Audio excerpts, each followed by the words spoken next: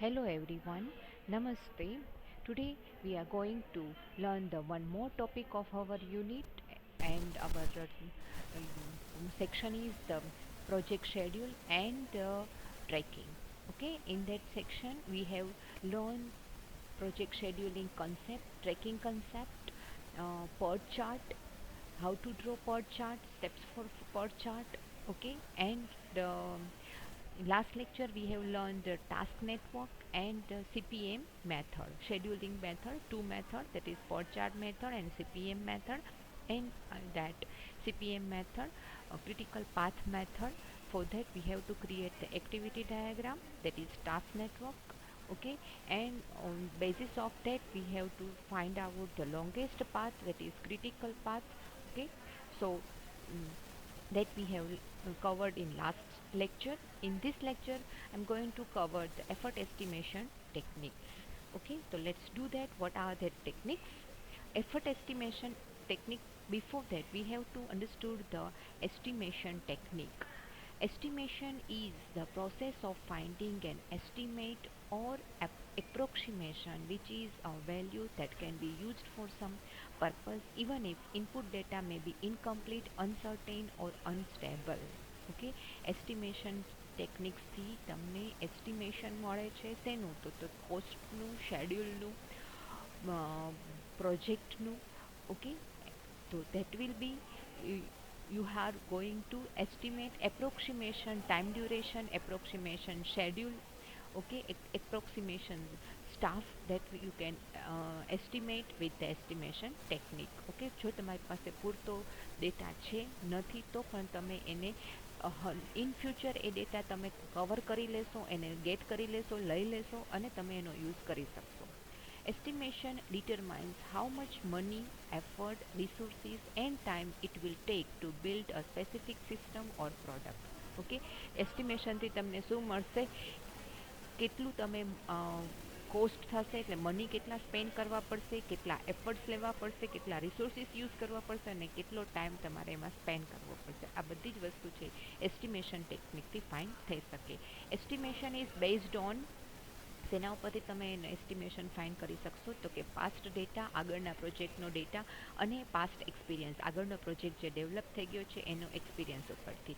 Available document તમારી પાસે જે રાઇટ નાઉ જે ડોક્યુમેન્ટ છે, જે કાંઈ ડેટા છે એના ઉપરથી અને નોલેજ ઉપરથી, તમારું થોડું ઘણું જે નોલેજ છે એના ઉપરથી. ધેન એઝમ્પશનથી પણ તમે ફાઇન્ડ આઉટ કરી શકશો. એન્ડ આઈડેન્ટિફાઈડ રિસ્ક, અને રિસ્ક તમે ખબર છે કે આ રિસ્ક ઉપરથી કે અહીંયા પ્રોજેક્ટ ફેલ થવાના ચાન્સીસ છે એના ઉપરથી તમે એઝમ્પશન કરી શકશો. Next, there are two estimation techniques. Organisation કોઈ પણ નવો પ્રોજેક્ટ ડેવલપ કરે છે તો એને એસ્ટિમેશન્સ છે એ અને એના જે કાંઈ એફર્ટ્સ છે અને કોસ્ટનું એસ્ટિમેશન તો કરવું જ પડશે કે કેટલા સ્ટેજીસ જોશે, કેટલા ફેઝિસ જોશે, કેટલો સ્ટાફ જોશે, કેટલું કોસ્ટ જોશે, કેટલો ટાઈમ જોશે, અવર્સ કેટલા જોશે, રાઈટ? એ બધી વસ્તુ છે એને એસ્ટિમેટ કરવું પડે. તો બે ટેકનિક છે, experience base technique and algorithmic cost modelling. Okay, first one, that is experience based technique, that is very simple. Past experience the project and past data and past experience ઉપરથી તમે experience કરી શકો છો. This technique estimate future effort requirements based on managers experience of past projects and application domain. તમે જે domain ઉપર application develop કરી છે, પાસ્ટ જે પ્રોજેક્ટ થઈ ગયો છે એમાં એક્સપિરિયન્સ કેવો રહ્યો છે એના ઉપરથી તમે ટેકનિક્સ છે એસ્ટિમેશન નવા પ્રોજેક્ટ માટે કરી શકો. The manager makes an informed judgement of what the effort requirement are likely to be done. Manager છે એ એક્સપિરિયન્સ ઉપરથી જજમેન્ટ આપશે, એસ્ટિમેશન કરશે અને એક ડેટા રેડી કરશે કે મોસ્ટ પ્રોબેબલી એપ્રોક્સિમેટલી આટલું એસ્ટિમેશન તમારા હોલ પ્રોજેક્ટ માટે જશે. પછી એ એસ્ટિમેશન એફર્ટનું હોય, કોસ્ટનું હોય, બજેટનું હોય, પર્સન્સનું હોય, રિસોર્સિસનું હોય, એ બધું જ એસ્ટિમેશન આગળના પ્રોજેક્ટ ઉપરથી ફાઇન્ડ આઉટ થઈ શકે. Next one, that is the algorithmic cost technique. Algorithmic cost technique cost modeling, it is also called algorithmic cost modeling, uses a mathematical expressions to predict project cost.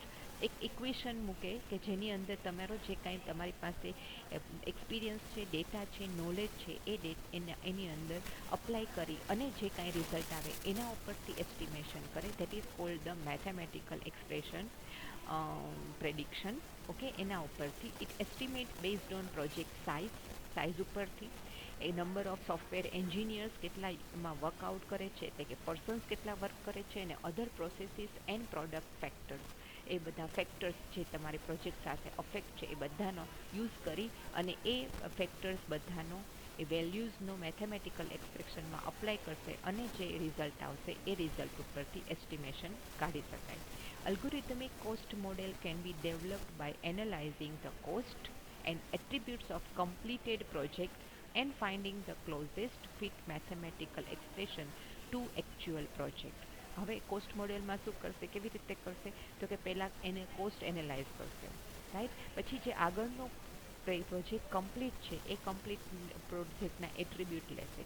એ તમારા actual અત્યારે running પ્રોજેક્ટના attribute જો એના જેવા જ આવવાના હોય તો એ એટ્રીબ્યુટને કન્સિડર કરશે અને પછી એ એક્સપ્રેશનમાં વેલ્યુઝ પુટ ઓન કરશે અને જો નિયર અબાઉટ એ કરંટ પ્રોજેક્ટનું એસ્ટિમેશન છે, કોસ્ટ છે, એ કાઢશે.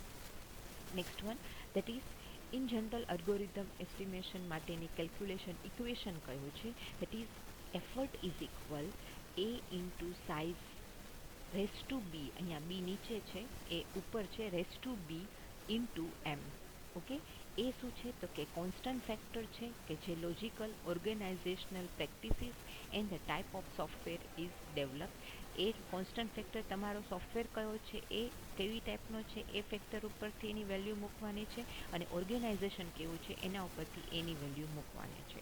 ધેન સાઇઝ જે છે એ either the code size or the functionality of the software express in functions or object point.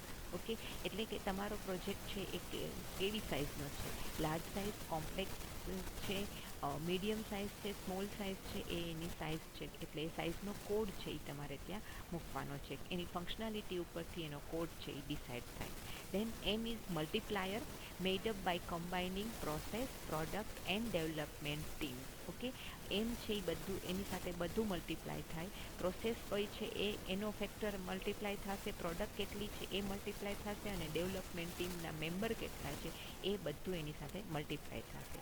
Then B is the exponential component. B is the power of size associated with the size of the software increases. Extra cost are emerged.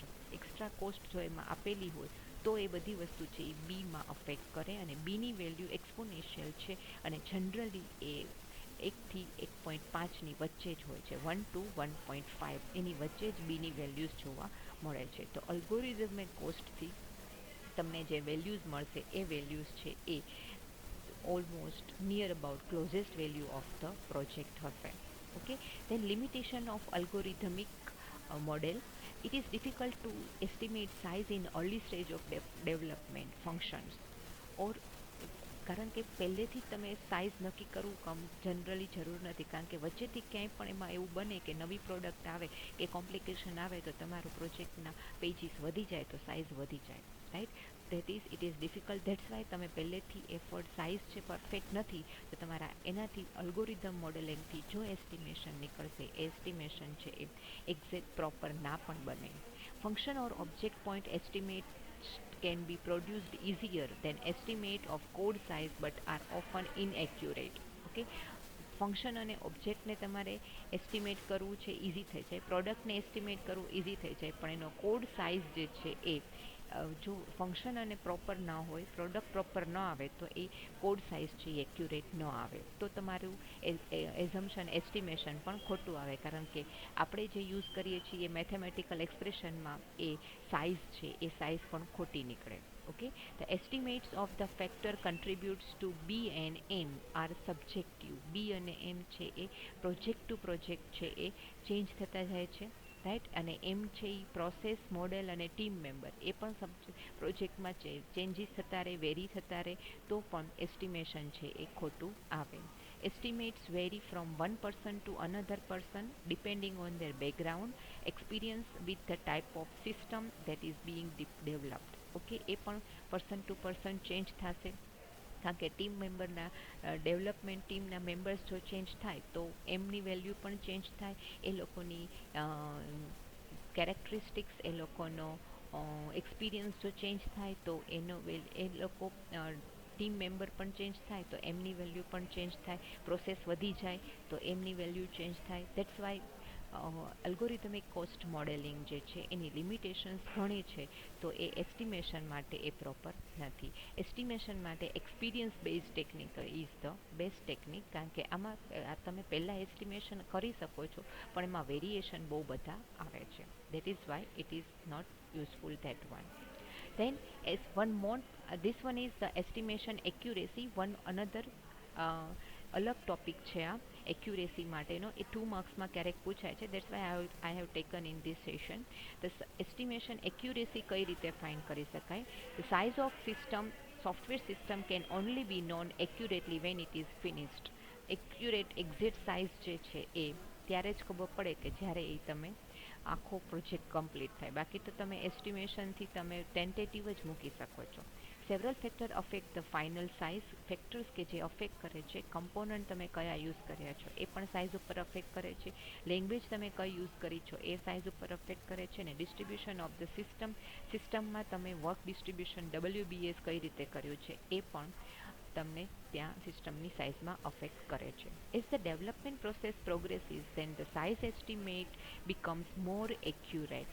જો progress છે એ process છે એ પ્રોગ્રેસિવલી increase થતી જ રહેતી હોય તો size તમે એક્યુરેટ કરી શકો, અને એક સિક્વન્સમાં પ્રોપર મેનરમાં પ્રોસેસ છે એ ગોઈંગ ઓન હોય તો તમે એનો એક્યુરેટ સાઇઝ છે એ આપી શકો છો. Otherwise you can not accurate that size.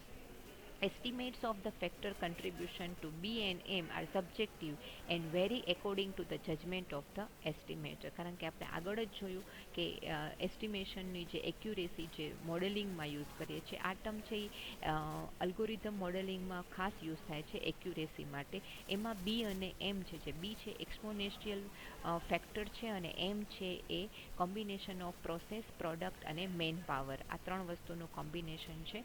That's why it is vary from project to project and person to person or judgment of the estimator કે જે પ્રોજેક્ટ એસ્ટિમેટ કરવાનો હોય એના ઉપર વેરી કરે છે. Second term that is the uncertainty of estimation. એસ્ટિમેશનની surety, actual estimation તમે જે સ્ટાર્ટિંગમાં કર્યું છે અને જે તમે છેલ્લે પ્રોજેક્ટ કમ્પ્લીટ કરો છો ત્યારે જે એસ્ટિમેશન છેલ્લે જે ચેક કરો એ બે વચ્ચે જે ડિફરન્સ થાય, that is the uncertainty of the estimation. Estimation તમારું છે એ સાચું પડે છે કે નહીં, એ that is the reason we have to check that uncertainty.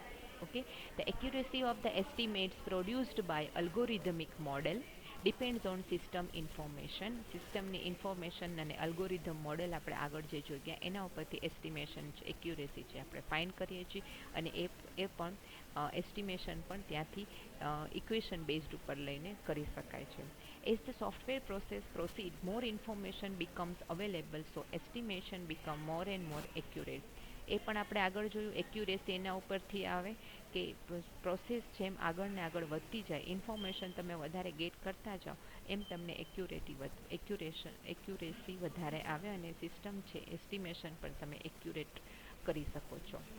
If initial estimate of effort required is X month of effort, સ્ટાર્ટિંગમાં તમે સ્ટાર્ટ કર્યું છે અને સપોઝ કે એક્સ મંથની જગ્યાએ સપોઝ કે આપણે 5 મંથ લઈ લઈએ, this range may vary from 0.25x to 4x. આ એક અને આપણે જે કીધું કે એક્સપોનેન્શિયલ પોઈન્ટ બી જે છે એ 1 ટુ 1.5માં વેરી થાય છે, એ વસ્તુ એ અહીંયા આવશે. રાઈટ, તો મેં અહીંયા જો એક્સની વેલ્યુ 5 લીધી છે, રાઈટ, તો એ 5 છે એ એની સાથે વેરી થશે, રાઈટ, તો એ 125 1/4 જેવું થશે, એટલે 0.5 જેવું થઈ જશે, રાઈટ. તો એક્સ મંથ જે છે એ એક્સ મંથ મલ્ટીપ્લાય કરો એટલે એ તમને પ્રપોઝ સિસ્ટમનું ઇનિશિયલ એસ્ટિમેશન મળે. તમે જે સિસ્ટમ સ્ટાર્ટ કરો છો એનું ઇનિશિયલ એસ્ટિમેશન મળે. This narrows during the development process as shown in figure. તમને આમાં ફિગર બતાવું છું કે જેમ જેમ તમે ઇનિશિયલ સ્ટેજમાં એનું એસ્ટિમેશન છે એ નલ જ હોય, એની નલ એટલે ઝીરો જ હોય, કારણ કે એ એસ્ટિમેશન હજી કાંઈ તમારે વર્ક પ્રોગ્રેસ થયું જ નથી, એટલે એ 0.25 સુધી જનું જ રહે. ઓકે, એ આખું કાંઈ આગળ વર્ક જ નથી થયું, એટલે એ આખું ઓપન ટુ ઓલ છે. જેમ જેમ કમ્પ્લીટ થતું જાય એમ એમ એ નિયર અબાઉટ કમ્પ્લીશન ઉપર આવતું જાય અને એક્યુરેટ અને ગોઈંગ ઓન પ્રોસેસ આવતું જાય. રાઈટ, તો એ છે એ કર્વ છે એ નિયર અબાઉટ એક્સ એક્સિસને મળતો જાય. This figure reflect the experience of large number of software development. આ તમને હું ફિગર બતાવું છું. એમાં ઓકે, જ્યારે પ્લાનિંગ ફેઝ ઉપર હોય ત્યારે આખું કોસ્ટ છે એ હાઈએસ્ટ પીક ઉપર જ હોય.